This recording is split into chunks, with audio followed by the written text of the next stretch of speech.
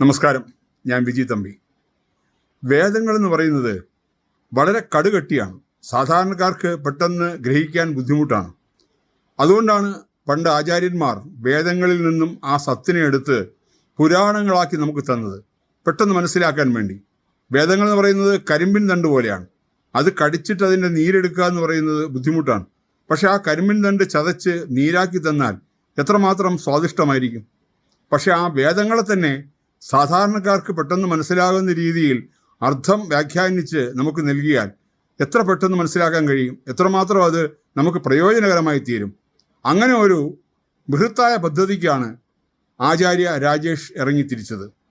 അദ്ദേഹത്തിൻ്റെ യൂട്യൂബിലൂടെ വേദസാരം, വേദപുഷ്പം എന്ന നിലയിൽ ആ വേദങ്ങളെ കൃത്യമായി വ്യാഖ്യാനിച്ച് സാധാരണക്കാർക്ക് മനസ്സിലാക്കാവുന്ന രീതിയിൽ അദ്ദേഹം ആരംഭിച്ച ആ ഏറ്റവും വലിയ പദ്ധതി ഇപ്പോൾ 100 എപ്പിസോഡിലേക്ക് എത്തിയിരിക്കുകയാണ്.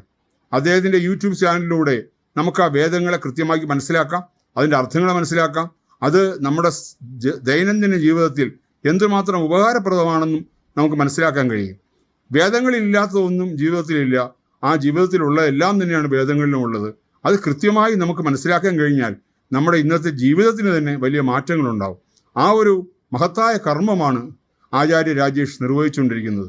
അദ്ദേഹത്തിനും അദ്ദേഹത്തിൻ്റെ യൂട്യൂബ് ചാനലിനും ഈ വേദപുഷ്പം എന്ന ഈ ഒരു ബൃഹത് പദ്ധതിക്കും എല്ലാവിധ ആശംസകളും നേരുന്നു. അദ്ദേഹത്തിനും അദ്ദേഹത്തിൻ്റെ കൂടെ പ്രവർത്തിക്കുന്ന എല്ലാവർക്കും എല്ലാവിധ വിജയാശംസകളും നേരുന്നു. നന്ദി, നമസ്കാരം.